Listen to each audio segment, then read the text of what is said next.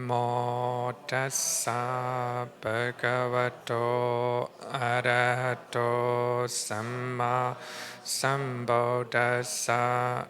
Namo tassa bhagavato arahato samma sambuddhassa. Namo tassa bhagavato arahato samma sambuddhassa. Good evening, everyone.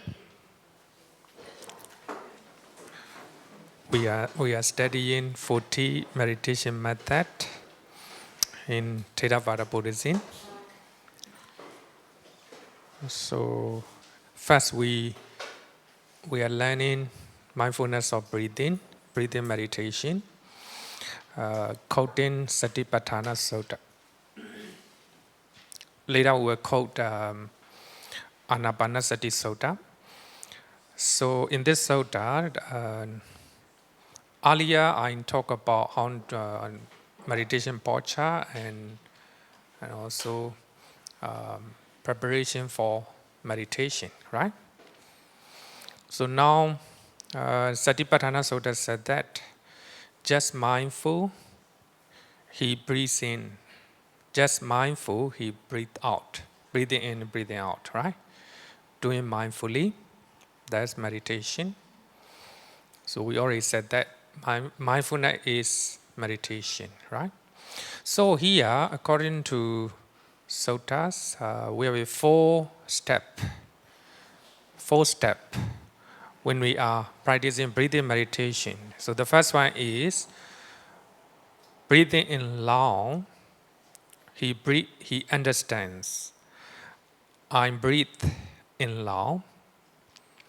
Or breathing out loud, he understands. I breathe out loud. So this will be the first step. So normally when we are breathing slowly, then our breath very long. Huh? So whether you are breathing slowly or quickly, so wherever type of breath you have, just take a note. Just take note, right?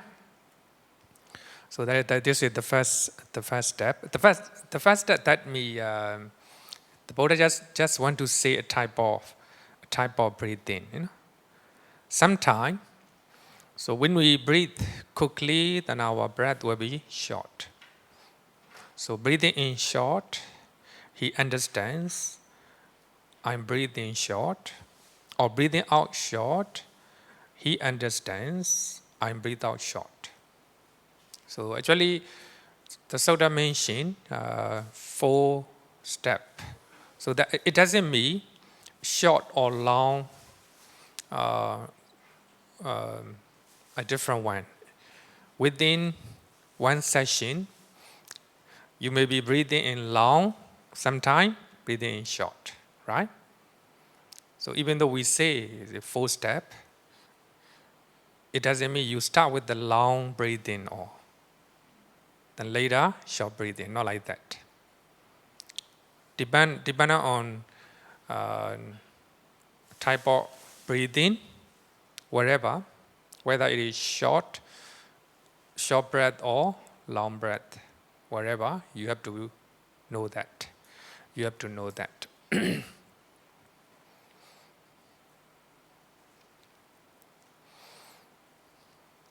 So whether when you are breathing in long, just take note that you are breathing in long.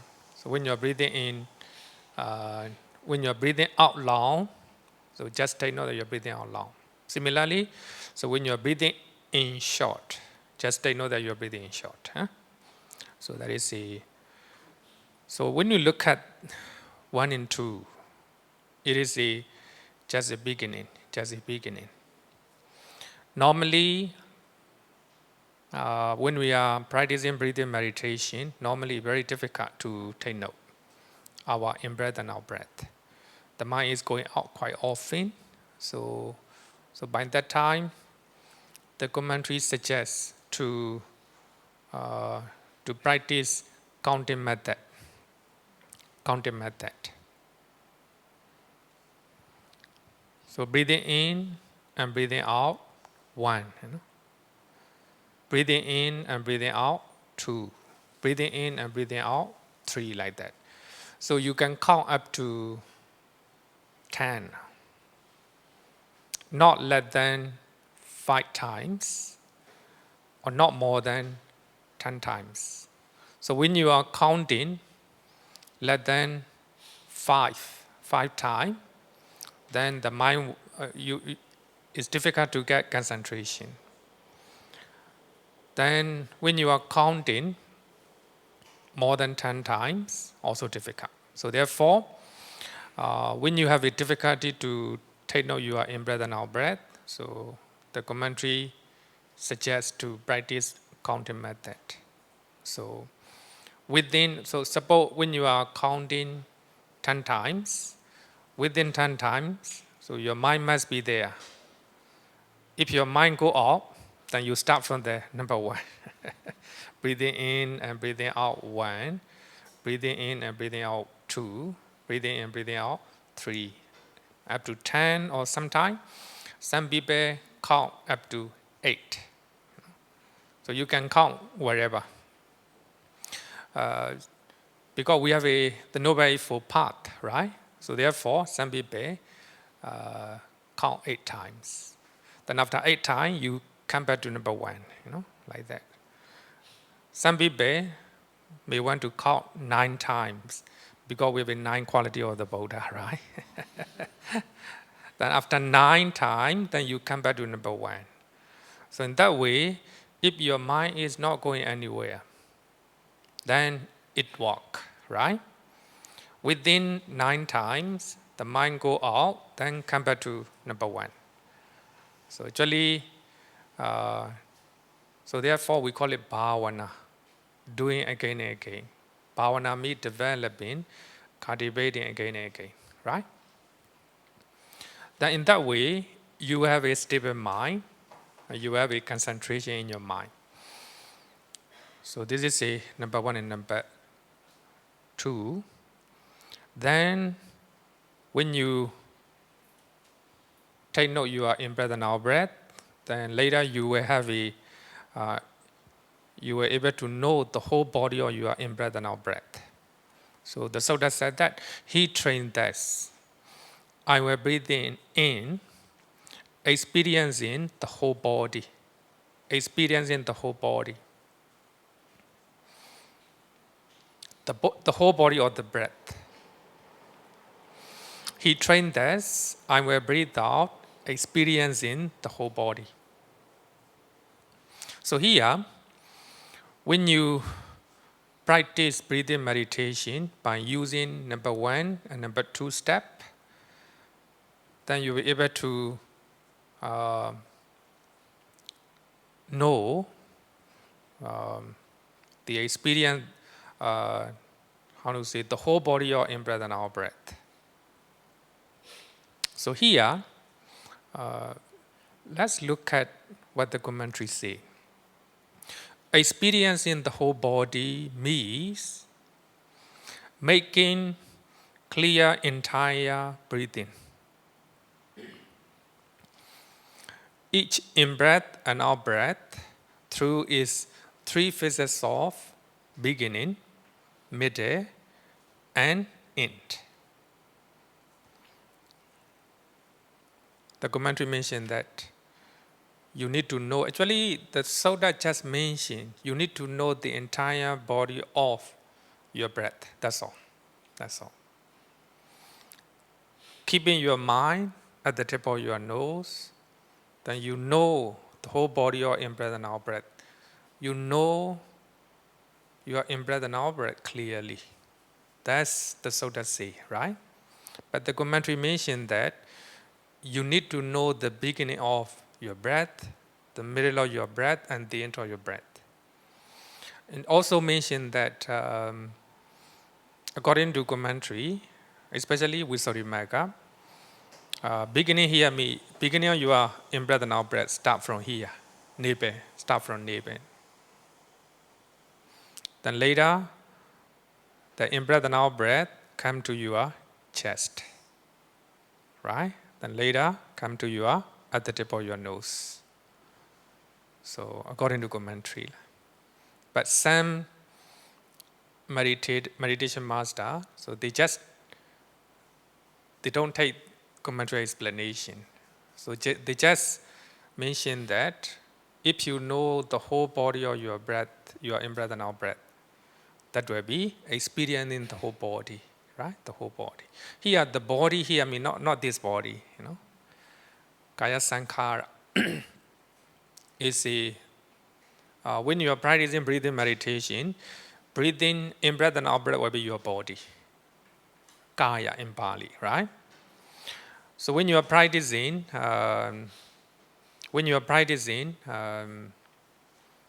suppose,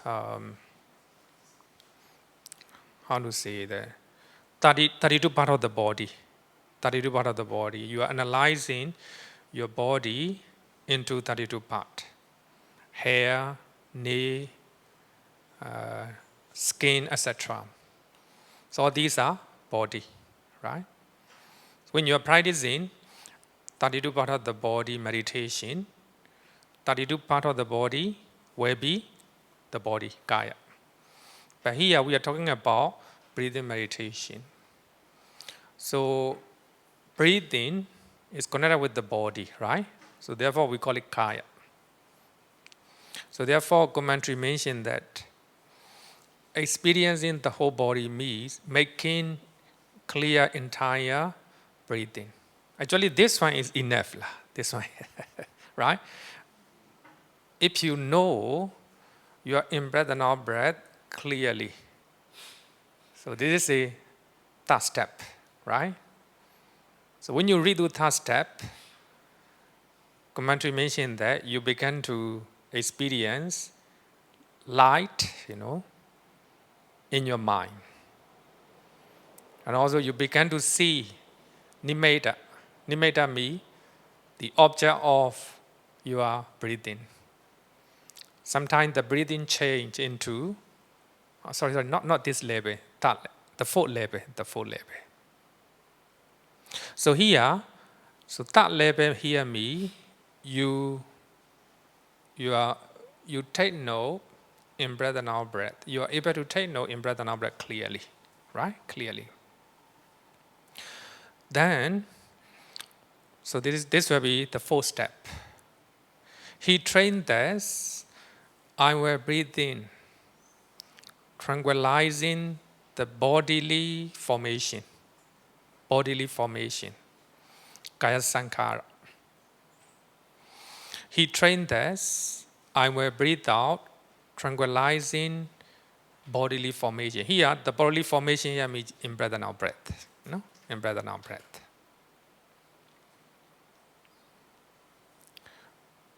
So let's look at what the commentary say. I will breathe in, tranquilizing the bodily formation. So the translation of Bhikkhu body. Then Sayadaw Usilananda translate this paragraph in this way. Calming the growth in breath and out breath. Calming down, calming or tranquilizing the growth in breath and out breath. So when you reach to that level, that step, when you know the entire body of your in breath and out breath, then later you will notice that your in breath and out breath getting softer and softer, more and more tranquilized, right? So therefore, Sayadaw Usilananda, it's not a literal translation. So, calming down the growth in breath and out breath. So it's a bhikkhu analio, calming the bodily formation. So here, bodily formation here means you are in breath and out breath. So, what is tranquilizing bodily formation? The bodily formation in Bali Kaya Sankhara is defined as in breath and out breath. In and out breathing. Majjhima Nikaya, Sutta number 44, Chula Vedana Sutta. So Bhagavad said that's as Majjhima Nikaya commentary explains,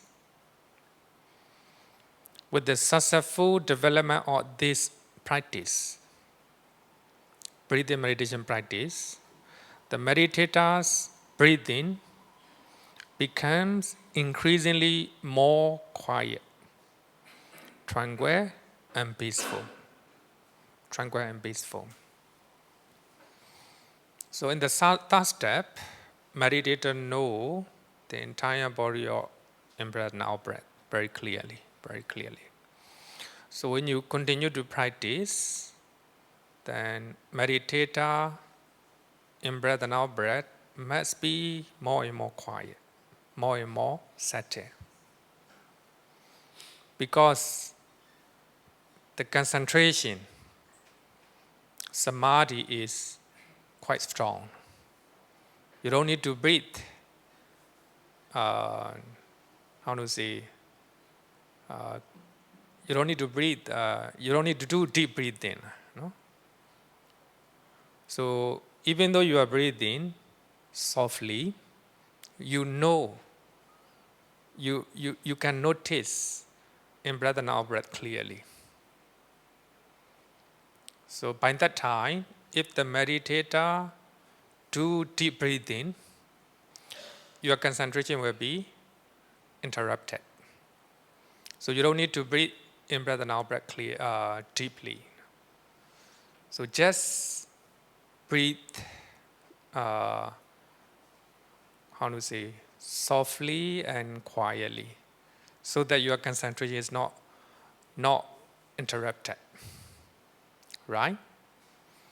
So therefore, the more your concentration is powerful, the more your breathing is more and more quiet. Ultimately, it might disappear.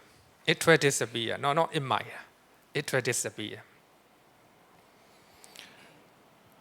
Even though your breathing disappear, you can survive. You do not die. According to the suttas, right? The medical fee, if somebody is not breathing, they consider as a death, right? But here, even though you do not breathe, your breathing totally stop, but you stay alive because of concentration, because of the power of the mind. So even though you are not breathing, you have a nimitta in Bali. Nimitta generally appear because of breathing. So the third step, as I earlier said, that the third step, you know that your entire in-breath and out-breath clearly. Then just keep your mind at the tip of your nose. So most of the meditators do not encourage to go inside or to go outside. Just keep it here.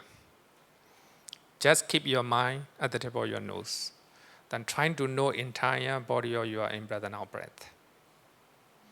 So when you continue, then you are in-breath and out-breath getting softer and softer. Then by that time, you might experience a very bright light in front of you or even around you. Don't pay attention to all those lights. Just pay attention to your in-breath and out-breath. Then, with the help of that bright light, you may have a nimitta. Nimitta means, because of in-breath and out-breath, you will have the strain off, like a gray smoke, because of air, right? Because of air, it tends to nimitta, we call it, it might be stream of gray color smoke, right? At the beginning, normally, gray color smoke. Sometimes it might be short, sometimes it might be longer. So at the beginning, do not pay attention to that nimitta.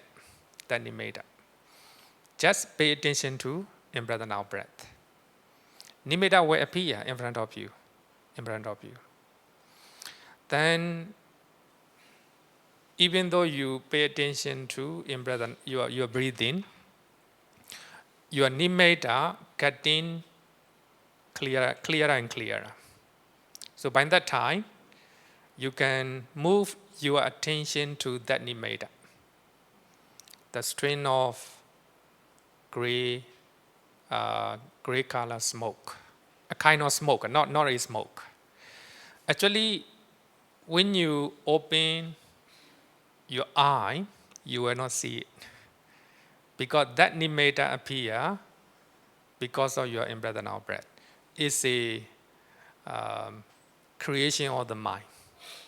It does not really exist. So based on breathing, then the mind began to visualize that nimitta. It does not really exist. So therefore we call it panyati. Panyati means panyati is a kind of imaginary, so something that is created by the mind. So here, if you are nimitta, sometimes the strain of gray color, or sometimes not a strain, sometimes it's a sake one. It depends on the individual. Some people may have a sake color, gray smoke. Sometimes, mostly because of in-breath and out-breath, right? Mostly the strain of gray color, nimitta. So when the nimitta is getting clearer, so you pay attention to that nimitta, forget about your in-breath and out-breath. So by that time, so your in-breath and out-breath getting more and more quiet, tranquilize. We call it tranquilizing bodily formation. So that is the fourth step. So just keep on paying attention to nimitta. So that gray color nimitta will tend to getting brighter and brighter because of the concentration. So the more your concentration is powerful, the more your nimitta getting brighter and brighter. Ultimately, that nimitta become crystal clear, crystal color, because of your concentration. So, if your mind if the mind just focus on that nimitta, the mind is not going anywhere, then you attain jhana. We call it jhana. You attain jhana. So later I will talk about different level of jhana, because jhana is concentration. So we develop our concentration firstly based on our in-breath and out-breath. Then later, that breathing, that in-breath and out-breath change to nimitta. So we pay attention to that nimitta and develop concentration. When our mind is not going anywhere, just focus on that very nimitta. Then we attain jhana. Jhana means contemplation on meditation object. So later I will explain what is the jhana and what are the different steps. So here, Satipatthana Sutta just mentioned 4 steps of our breathing meditation. First, so when we are breathing long, just know that we are breathing in long.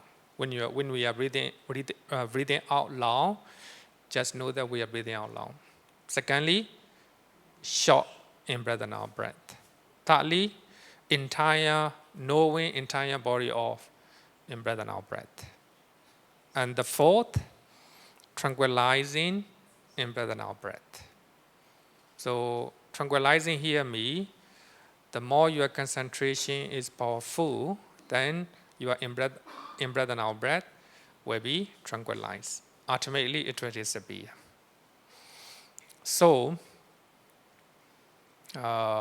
when you are not breathing, then your mind pay attention to nimitta, right?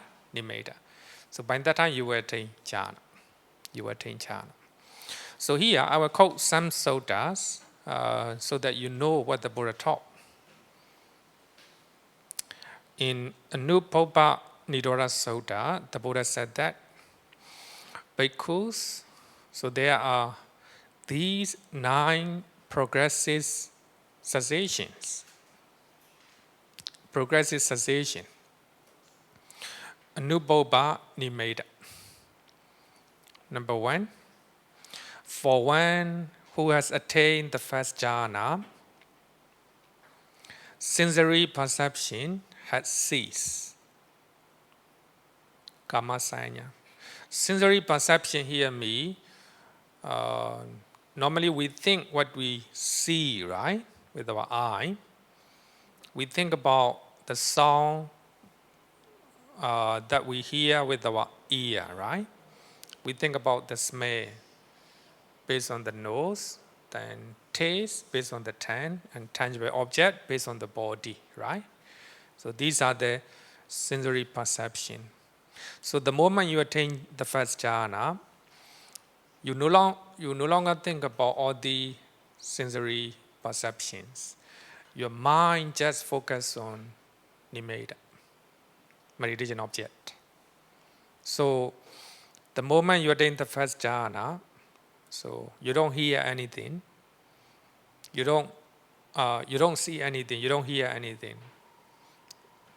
You cannot get smell or no taste.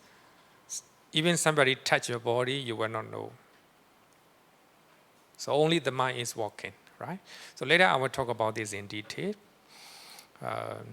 So this is the first, the moment you attain the first jhana, thinking about sensual pleasures, cease, stop, right? Only the mind is working. The mind just concentrate on meditation object.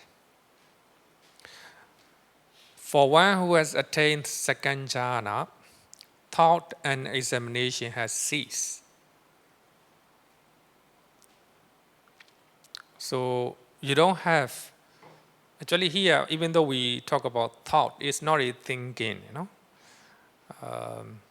So the moment you attain second jhana, your mind is just stick to meditation object. Very stable, right? So there's no the nature of examination in your mind. Just meditation objects and your mind, right? For one who has attained third jhana, rapture has ceased. Rapture means joyous sensation in your mind.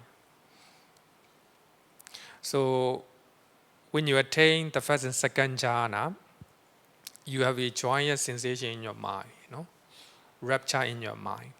So when you attain third jhana, so that even that rapture disappear. So here the fourth one, I just want to say this one. For one who has attained the fourth jhana, in breathing and out breathing has ceased. So when you reach to the fourth jhana, you are not breathing anymore. So your concentration is so powerful that you don't need any breathing. If there is a breathing in your in your meditation, that means you will fall down from the fourth jhana, right? Breathing is, how to say the blocking, how to say, stumbling block in your meditation, right? So therefore, tranquilizing in breath and out breath, me attaining the fourth jhana, attaining the fourth jhana. So in breathing meditation, so the fourth jhana, the fourth jhana will be the end of, or how to say, the end of the fourth step, the end of the fourth step. Okay? So later I will talk about the jhana so that you know much clearer. Okay, any question up to now?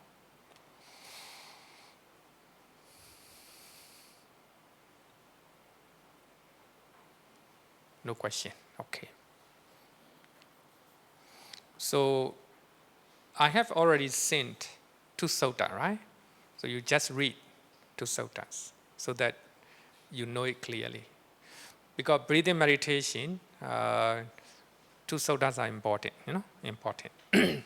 Okay.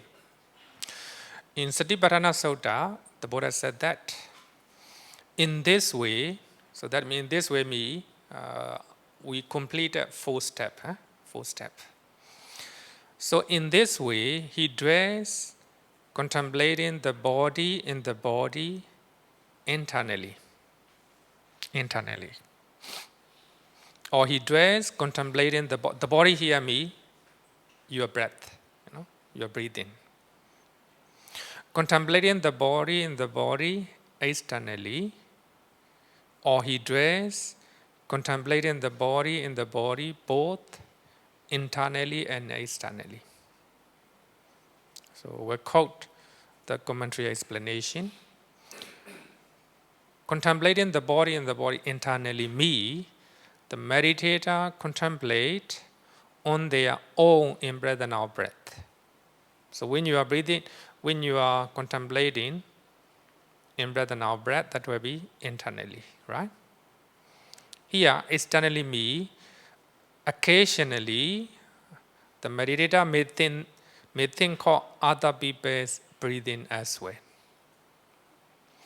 Just as my breath have a beginning, an end, appear and disappear, so do the breath of others.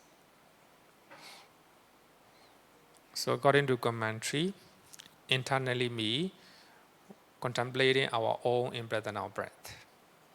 Occasionally, sometimes we think about in breath and out breath of other people. It's called externally. But here also, some meditation master, they said that internally me, so you, as I earlier said that our in-breath and out-breath, our out-breaths start from here, right? Start from here. Then it will go to our chest. Then it will go to at the tip of our nose, right? So that will be internally. Then our breath will go to outside. Then if our out breath go to outside, just know, right? Just know it.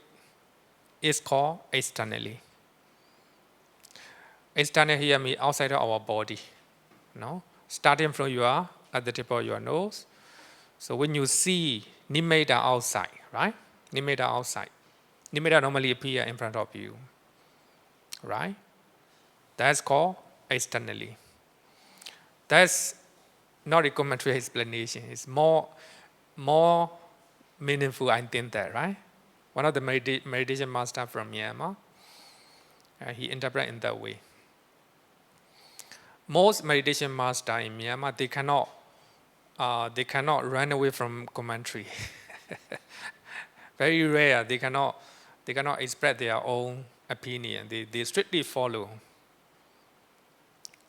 the commentary first. Later, their own experience second. So therefore, in the Zen meditation master, they said that. So when you let's talk about in breath. Yeah? The beginning will be here, right? Beginning in breath. Our in breath will be the beginning of our in breath will be here. Then the middle here means chest. Then it will go to our nibbin. So when in breath go to inside our body, that will be internally. Then out breath start from the navel, then chest, then at the tip of our nose. Then it will go outside internally, right?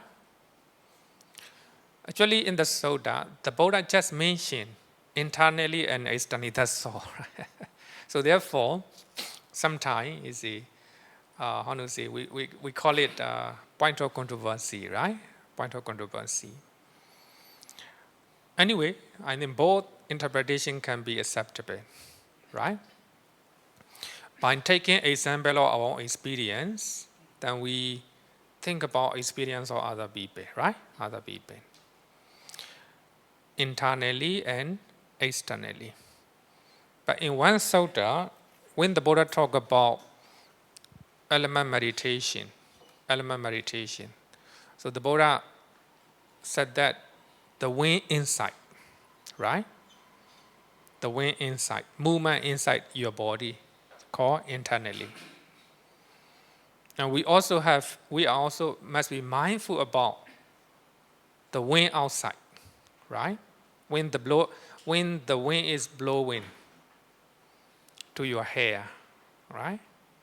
Then just take note that just be mindful that the wind is blowing your hair or your body, right? Suppose you are sitting outside of your house, your veranda, sitting and practicing meditation. Then the wind touch your body, right? So when the touching of air in your body is a external, right? External element. So the movement of the wind inside your body is a internal one. So in those discourses, external and internal are very quite clear, right? But in the case of breathing meditation, the Buddha didn't mention about that, right? So therefore, commentary came in. So according to commentary, contemplating our own in-breath and out-breath will be internally, right? Or taking example of our own experience, thinking about in-breath and out-breath of other people. So that will be externally, right? Okay. Then the Buddha said that, or as he dwells contemplating in the body, is nature arising, or nature vanishing, or cessation, or nature both arising and vanishing. So here is important. So I highlighted the word arising and vanishing, or cessation. Now we are practicing breathing meditation. After completing, or maybe even you do not complete the fourth step, maybe in the third step, you can practice this one. Contemplating the nature of in-breath and out-breath. The nature of arising, how your breathing arises, how it vanishing, right? Arising and vanishing of your in-breath and out-breath. Or the nature of both arising and vanishing. Actually, it talk about vipassana. You can see that, right? Vipassana means arising nature of your breath, or cessation nature of your breath, or both arising and cessation of your in-breath and out-breath. That's vipassana, right? Vipassana means knowing impermanent nature of your nama rupa. Your in-breath and out-breath is connected with your body. It's a physical one, right? Rupa, physical one. So when you know arising of your in-breath and out-breath, and cessation of your in-breath and out-breath, that's vipassana. That's vipassana, right?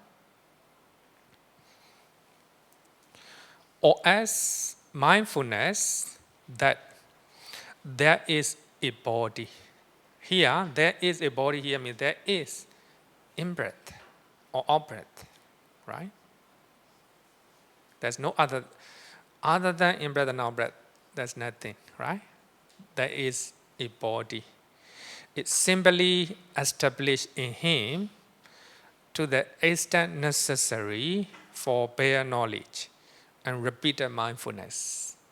So based on this one, bare knowledge. So the meditation master in the West, they how to say they propose without judgment, without judgment, without judgment, without judgments. So here, bare knowledge me. So when you are practicing breathing meditation, you take note in breath and out breath only, nothing else. Bare knowledge, just know it, just know it. Normally, in normal time, we are saying that I am breathing in or I am breathing out, right? At the beginning, we need to use the language. We need to use the language. I am breathing. We normally say this, right? So when you're breathing in, just know that you are breathing in. When you're breathing out, just know that you are breathing out. But when you can establish concentration, so you don't have the idea of you or I. Just know in-breath as the in-breath or out-breath as the out-breath. There's no you. There's no you. Just only in-breath and out-breath. So there is a body. There is in-breath and out-breath. That's all. So when you go to deeper level of breathing meditation, so you don't need to name it, right? Naming at the beginning is okay. So we have to give the name, right? I am. We add the word I am, right? So according to Buddhist teaching, there's no I, there's no you, right? There's only the body, only in breath and out breath, right? You are not breathing in, you're not breathing out. There's no I, there's no you, right? At the deeper level, So therefore, in the deeper level of meditation, you forget about naming. You don't need to even name it. Just know the nature of in-breath and out-breath, that's all. In-breath and out-breath. So here, bare knowledge and repeated mindfulness. So repeated mindfulness, you have to be mindful all the time, right? 1 hour, 2 hours, like that, right? Repeated mindfulness. Okay? And he dwells independent, anisitocha viharati, not clinging to anything in the world. Not clinging to anything in the world. So here, in the world, hear me, namarupa, your mind and your body, that's all, mind and body. Not clinging anything. Normally, we cling our body. This is my body, right? Then we cling to our mind, my emotion, like that. So here, when you are practicing breathing meditation, just know in-breath as a in-breath, out-breath as a out-breath. When in-breath and out-breath disappear, then you will have a nimitta, right? Nimitta as a nimitta, right? Do not add I or you. This is my own. No. In-breath as a in-breath, bare knowledge, There's no you, there's no I. Just in breath and out breath, just nimitta, right? Nimitta. So when your mind is walking, when you are practicing breathing meditation in such a way, your mind will not cling to anything. Your mind will not cling to your body. Your mind will not cling to your mind or your emotion or your feeling anything. So the mind will be independent. Just repeated mindfulness on your in breath and out breath or nimitta. Right? So here the word independent, anesito. Normally we have idea of I, I am breathing. He is breathing, she is breathing, like that, right? So the moment you can establish very powerful mindfulness on your breathing, so you will notice bare awareness, bare knowledge about your in breath and out breath only, nothing else, nothing else. So when you can focus that in breath and out breath, your mind will be independent. Not independent here means not clinging to anything, not depend on anything. Right? Somebody is making noise. Right? We hear, oh, he is, she is making noise. Very disturbing like that. No. When your mind is just paying attention to that in breath and out breath. Nothing, just that, right? So the mind is independent, not clinging to anything. So this is how a monk, a meditator, dress, contemplating the body and the body. Actually, the Buddha is talking to the monks, right? So therefore, this is how a monk dress, contemplating the body and the body. So, the Buddha talk about 4 steps of breathing meditation. Then after that, the Buddha talk about vipassana, right? Vipassana here means arising and cessation of in breath and out breath, right? Just pay attention to your breathing only, right?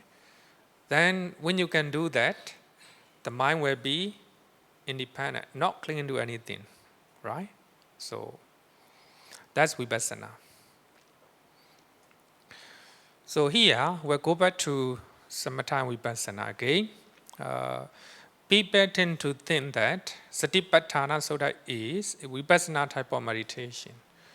Vipassana type of meditation.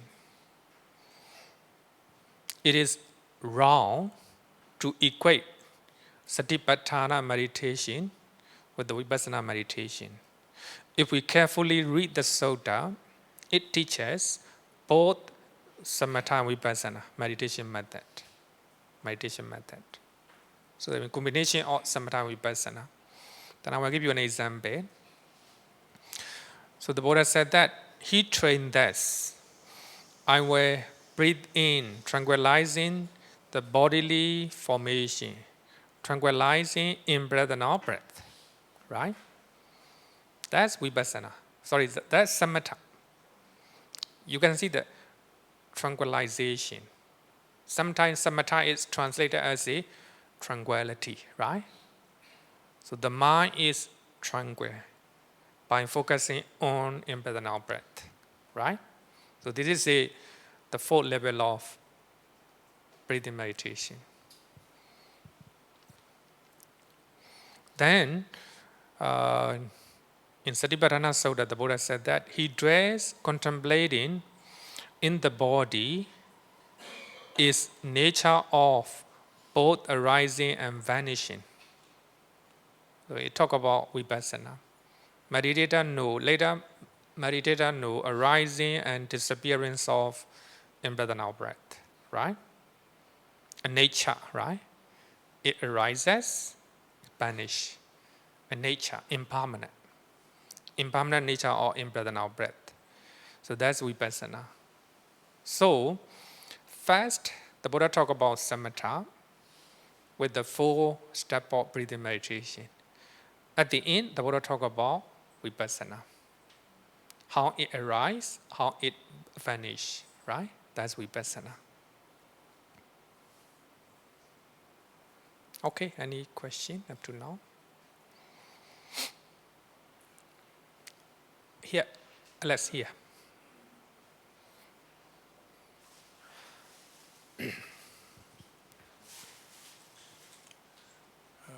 Good evening, Bande. I have two questions. Okay. Maybe Number one by one. yeah, the first one is the nimitta object. Is it always in the forms of what Bante mentioned just now, bright smoke-like objects in front of our breathing, In front or of it our can nose. be, or it can be any object since this is a panyati. It can be any object other than the smoke-like objects. You're right. You're right. In commentary, Visuddhimagga mentioned different type of nimitta. The different. It depends on the meditation master. Not just like a smoke. The appearance of the smoke. Sometimes it's appearance of cotton like that. Cotton. Very like a appearance of sometimes appearance of a cloud like that, right? Sometimes appearance of cotton, Cotton is a kind of not this one, not this one. Cotton is from the tree, Huh? Yeah, yeah, yeah. We from which we do the cloth, Cotton. So I need to check again, Of course, different type. So therefore, here main thing is nimitta is not a bright light. It's very important to take note. Most meditator, I think most of the meditator, they see the bright light in there when their concentration is deeper. So when they can sit down for a long time, the bright light will appear, maybe in front of you or sometime in their surrounding, right? It's not a nimitta. Nimitta appear based on your breathing. Normally, our in breath and out breath come a kind of long, right? Like a, how can I say that? Breathing out, the air go out, right? Then breathing in, the air come in. It's a kind of strength, kind of strength. But some meditator is a wrong one. Some meditator, just like a clock, clock. Not just is gray color smoke, But at the beginning, our mind is not fully purified yet. So therefore, kind of smoke color, sorry, gray color. Then the mind, because of concentration, the mind getting purified and more pure. So because of that, our nimitta getting brighter and brighter. Right? Okay. Second question. Then my second question, Bante. So is this nimitta appear by itself because of the concentration, or basically the meditator's mind is actively creating this? No, not creating purposely. Not creating purposely. So we pay attention to our in-breath and out-breath, right? So the mind began to think. It's a kind of solid one, a kind of solid one. Then ultimately, it appears like a strain of smoke or maybe strain of cloud like that. Not purposely creating. The mind began to think, right? Normal time we don't, in breath and out breath is not a solid one, right? when you reach to third level, third step, knowing entire body or in breath and out breath, right? Then you begin to have a light around your face, around your body. Because of that bright light, then in breath and out breath became like a gray or straight, how to say, string of smoke like that. It became the nimitta. Thank you. Okay. Like Mateo said, it can be anything, right? I mean, sometimes you see things like even like patterns or moving. How should I say? It's like moving patterns like that. It can it be? No, not moving. It's just in front of your nose. Front of the nose only. Yeah. Because here, in breath and out breath, be in front of you, right? So here in Satipatthana Sutta, we earlier discussed Satte Upatapetawa. So body translate keeping mindfulness in front of you, right? In front of your face. In front of your face. It means the nimitta will not be moving. Not be moving. It appears in front of you, in front of your nose. In front of your nose. Of course, some object may be moving outside. If you pay attention to those objects, then your mindfulness will be distracted. So not suggested to go to see those objects, or even not suggested to pay attention to the bright light outside. Just pay attention to in-breath and out-breath. When nimitta getting stronger and stable, then you can go to that nimitta, right? Okay. Sometimes the nimitta is get a little bit long, right? The mind cannot take the whole nimitta. Then just look at the nearer part of your nose, like that. Okay. Any question?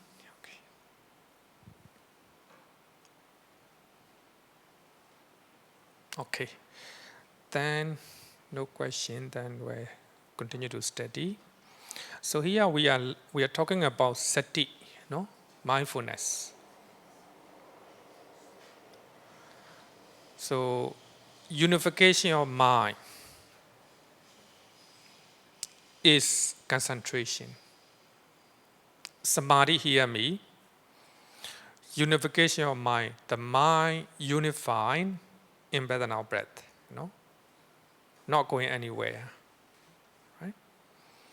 Unification of mind on the meditation object, called concentration. The 4 foundations of mindfulness are the basis of concentration, the foundation of concentration. So therefore, Satipatthana, we translate as the 4 foundations of mindfulness. Right? So those 4 foundations are the base of samadhi, concentration. So based on kaya, based on feeling, based on mind, based on phenomena, then we develop our concentration, our samadhi. Right? So that means because of sati, we have a samadhi, right? Because of mindfulness, we are mindful about in-breath and out-breath. Because of that, we have a samadhi in our mind. Unification of the mind, right? So therefore, in the Noble Eightfold Path, right concentration is defined as a 4 jhanas. So now we'll talk about the 4 jhana, little by little. So what is right concentration? The Buddha said that here bhikkhus secluded from sensual pleasures, secluded from unwholesome states. A bhikkhu enters and dwells in the first jhana, which is accompanied by thought and examination, with the rapture and happiness born of seclusion. So later we'll talk about this. Talk about this. So this will be the first jhana. Then the Buddha said the second jhana. With the subsiding of thought and examination, so he enters and dwells in the second jhana, which has internal confidence and unification of mind, is without thought and examination, and has a rapture and happiness born of concentration. Second jhana. With the fading away as well as the rapture, he dwells equanimous and mindful, clearly comprehending. He experiences happiness with the body. He enters and dwells in the third jhana, of which the Noble One declares he is equanimous, mindful, one who dwells happily. Third jhana. Then with the abandoning of pleasure and pain, with the previous passing away of joy and displeasure, he enters and dwells in the fourth jhana, which is neither painful nor pleasant, and includes the purification of mindfulness by equanimity. So this is called right concentration. In the Sutta, the Buddha normally talk about right concentration by using the four jhanas. Four jhanas. Okay, so we need to know what is jhana, what is the first jhana, second jhana, third and fourth jhana. So then only you know the nature of breathing meditation, right? So in the Satipatthana Sutta, tranquilizing bodily formation. So your in-breath and out-breath must be more and more settled, right? More and more peaceful, tranquilized. Okay. Then jhana sometime. Normally, even though the Buddha define samadhi with the word jhana, jhana, me here, when you jayata bhikkhave mapamadata. So the Buddha normally in many places, so the Buddha use the word jayata, which is the verb form of jhana. Simply meditate. Jhana means meditation, right? Earlier we talked about mindfulness means, meditation means mindfulness. By using mindfulness, we said we interpret meditation with the mindfulness. And also we can define what is meditation. Meditation means concentration, samadhi. We can also define meditation with the concentration. So here, we can define what is meditation. What's meditation? Meditation is jhana, right? Jhana. So therefore, here, jayata bhikkhave, meditate bhikkhus. Do not be negligent, lest you regret it later. This is our instruction to you. So the Buddha encouraged monks to meditate quite often, many places. So here, the point here is the word jhana means meditation. So therefore, in Pali we call it jhana. In Sanskrit, dhyana. When it go to China, it becomes Chan. Chan, Chan. When it go to Japan, it became Zen. Same, right? Jhana, dhyana, Chan, or Zen. Right?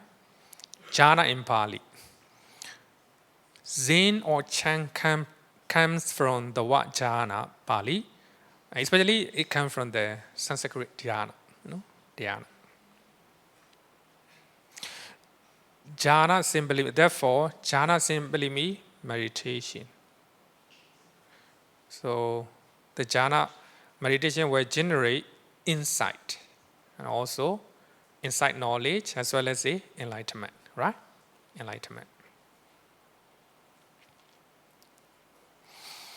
So we have a three type of, according to commentary, according to Visuddhimagga, so we have a three type of samadhi, three type of concentration, not just jhana, So the first one, we call it Kanika Samadhi, momentary concentration. Stillness of the mind before assess concentration.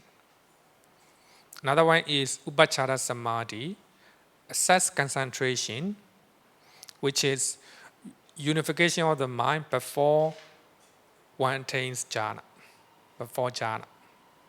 Another one is Appana Samadhi, jhana, within the full jhana, right? One-pointedness of the mind during the jhana, according to Abhidhamma, as well as the Magga and Phala, right? Magga and Phala.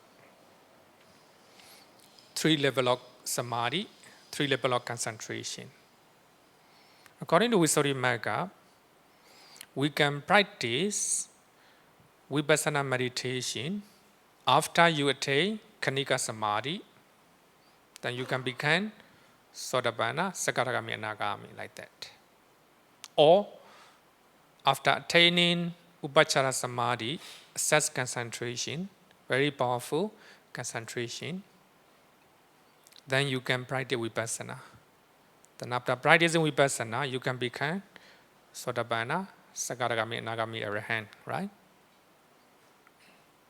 So, if you practice vipassana based on number one and number two, then if somebody become Arahant, we call it Sokha Vipassana. Dry insider. Sokha means dry. But when you attain with the third one, with the jhana, it's not really dry. It's the, how can I say, opposite of dry is what? Wet. It's wet meat, right? So when we are eating the food, dry food is not tasty, right? Not tasty. Then we use, a soup and put it in the food and it became wet, right? It's tasty. No?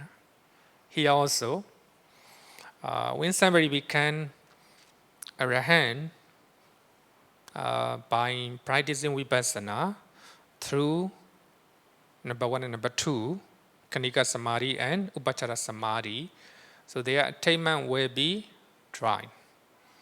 But as far as enlightenment is concerned, the same. As far as liberation of the mind, same. As far as Nibbana is concerned, same. No different. But the thing is, they don't attain any jhana. Right? They don't attain any jhana. But some Arahant, after becoming Arahant, they're trying to achieve jhana again, right?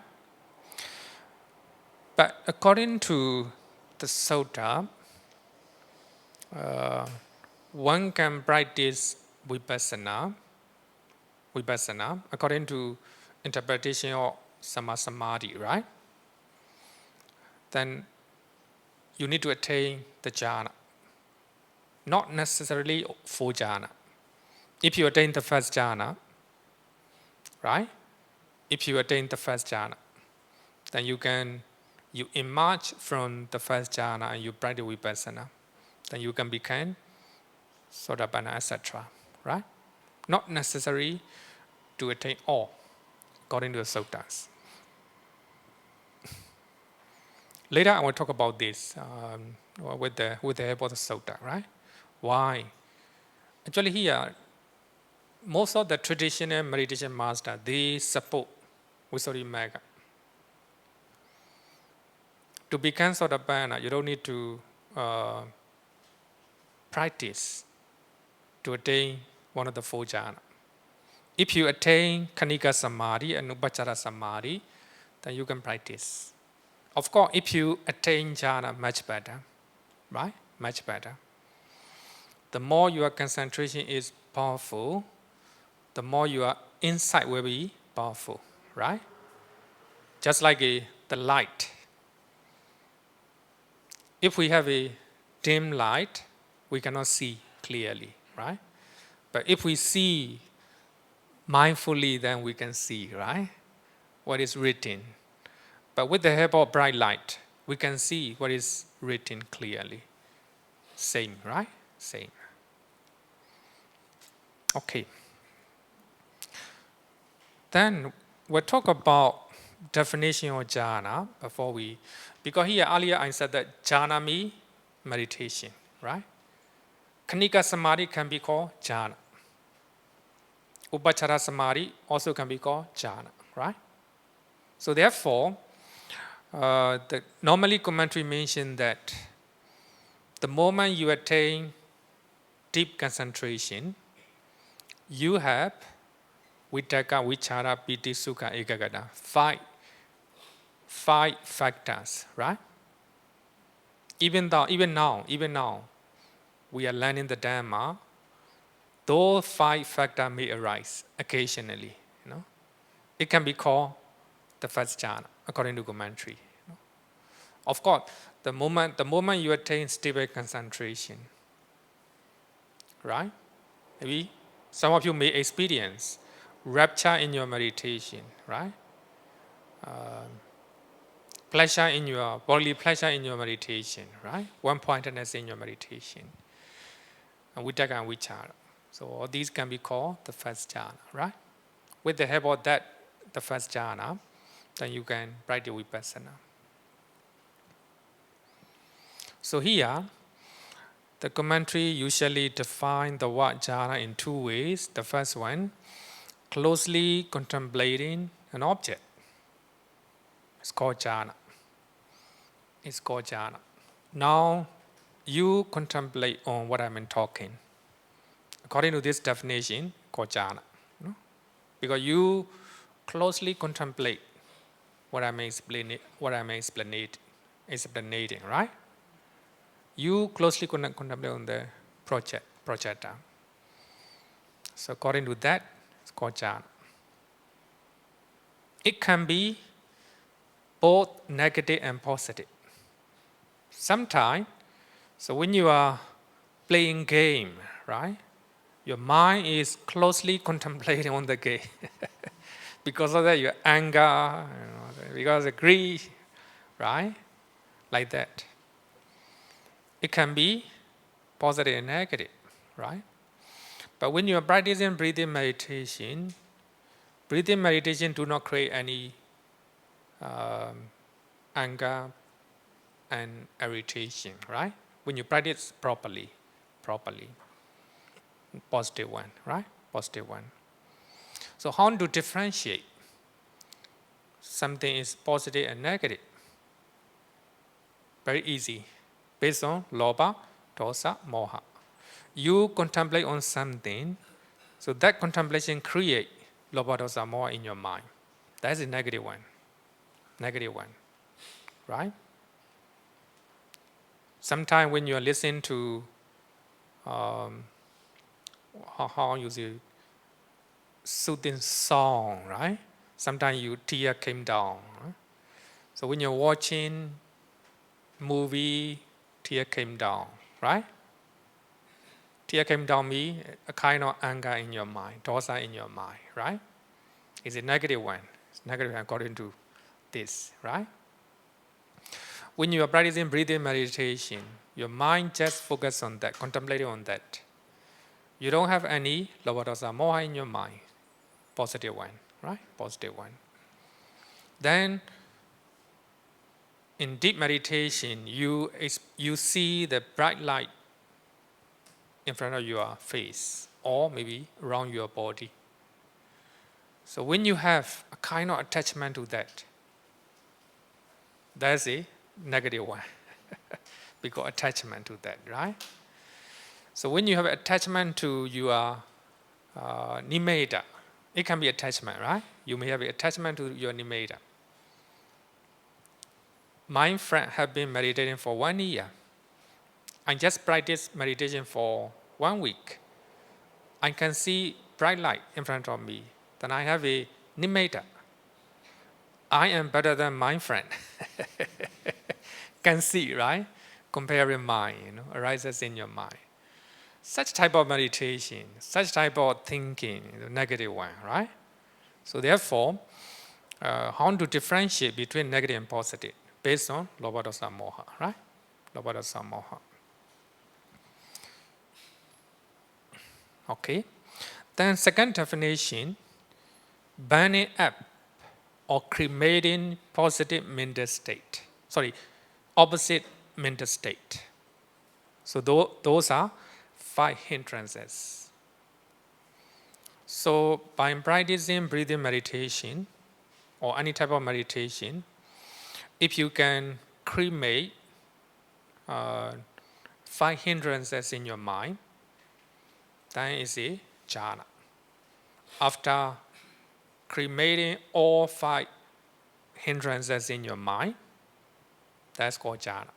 So this is always positive, because you are removing 5 hindrances by practicing breathing meditation, right? It's always positive.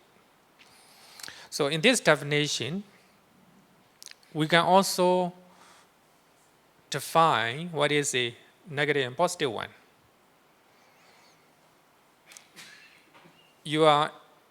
If you contemplate on something, then your 5 hindrances increase, right? Increase.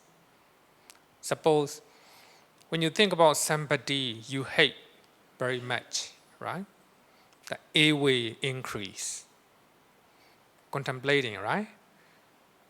Such type of contemplation is a negative one, right? Contemplating. So when you contemplate on the sound, right? Then sensual pleasure increase, right? Sensual pleasure increase. Such type of contemplation, negative one. Some people, before they sleep, they read the book. They contemplate on reading, then fall asleep. Such type of reading also, negative one, right? It increase sloth and torpor, right? Sloth and torpor, like that. So we can define number one, closely contemplating on an object with the lobha dosa moha. Secondly, with the 5 hindrances, right? So by contemplating something, 5 hindrances increase, and that's the negative one, right? It's also called jhana, You are reading, like you are playing game, suppose, right? You're playing game. Then you're contemplating on that, right? Then lobha dosa moha increase. That's a negative one. Also, 5 hindrances increase. That's a negative one. So contemplating on your game, that's called jhana, according to Venerable Ananda. Huh? That's a negative one. Okay, so that's the definition of jhana. So the first definition, closely contemplating an object, that can be negative and positive. So second definition is always positive. You are cremating, you are removing 5 hindrances by practicing one of the meditation, right? One of the meditation. Okay, any question up to now?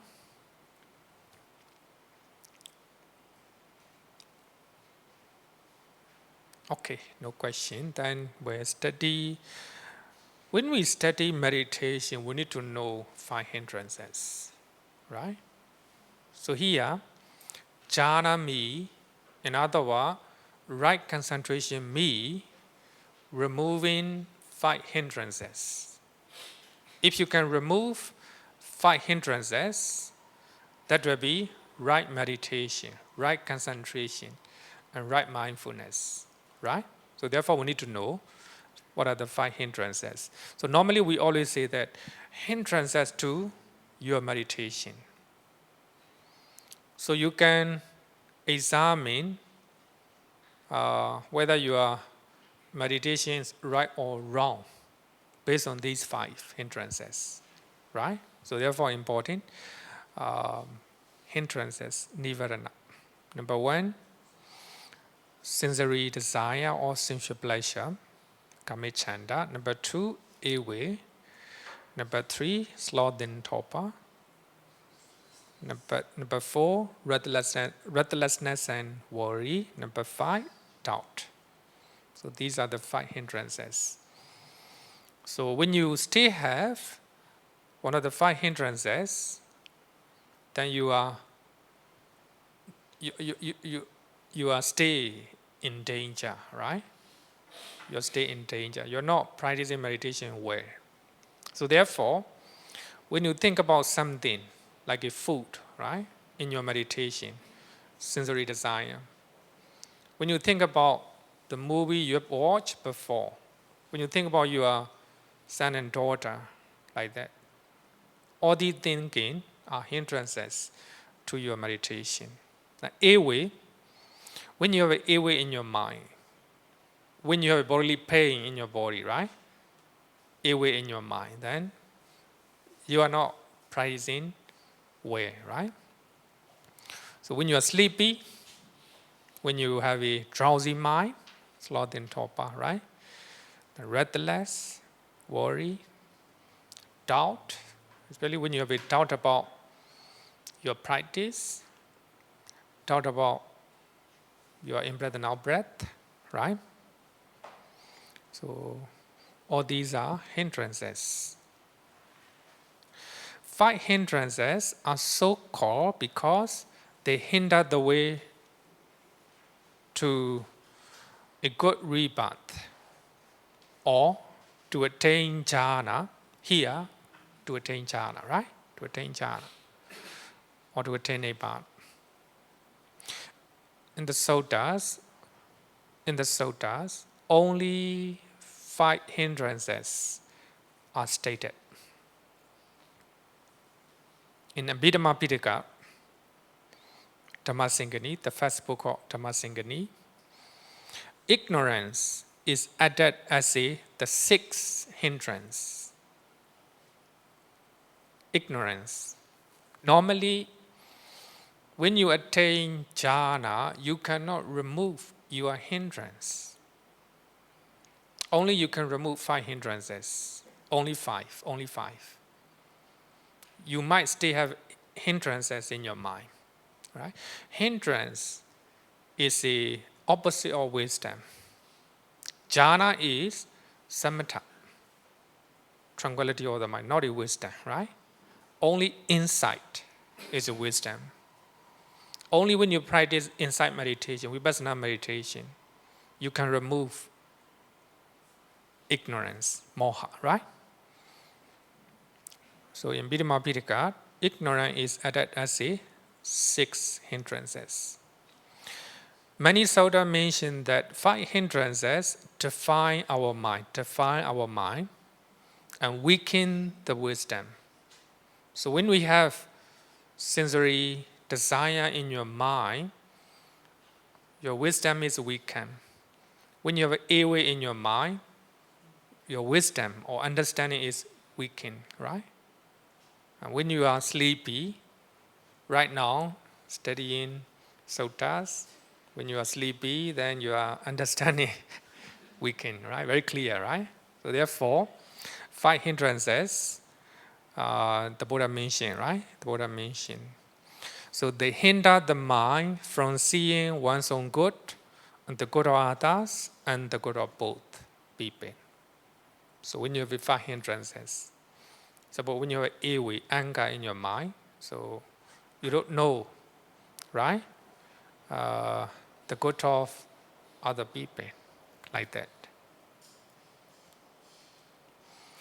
5 hindrances are the major obstacles to the attainment of jhanas. major obstacles to the attainment of jhanas. Ignorance, the sixth hindrance, is the major obstacles to the rising of wisdom. So yeah, wisdom here means insight, right? Or magga, and phala. It's really magga,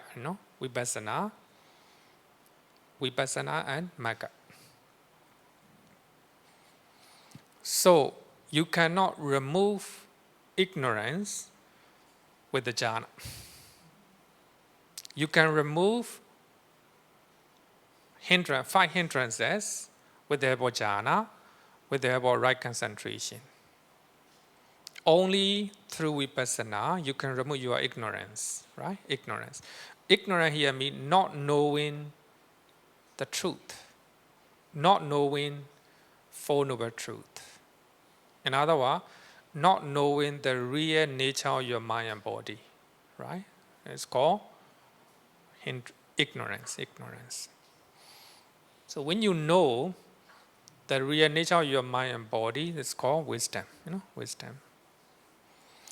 In jhana state, so the mind is temporarily liberated from five hindrances.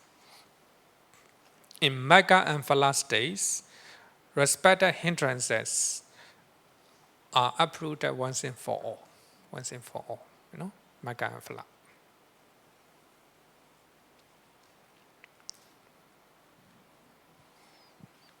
Okay, we'll go this one. Sensory desire, kamachanda, have been abandoned.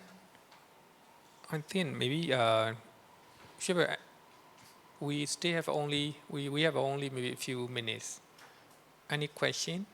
Then we will stop here. Any question?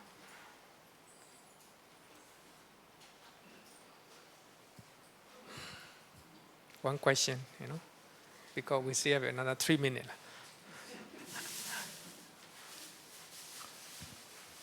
Okay, no question. Well, let's call it a day.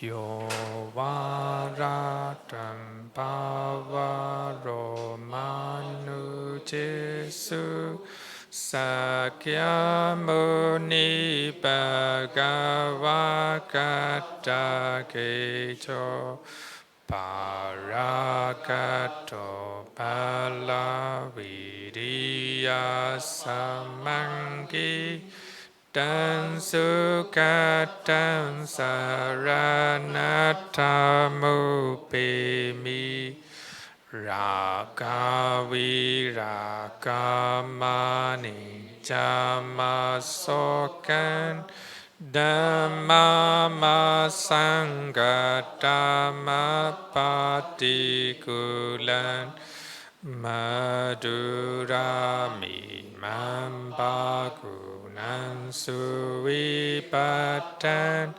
Dhamma mimam saranatamupi Yatta chadena mahapalamahu Sattu su si su purisa yogesu Tacha Bogala Dhammata Sati Sangami Mansaranatamupi Satu.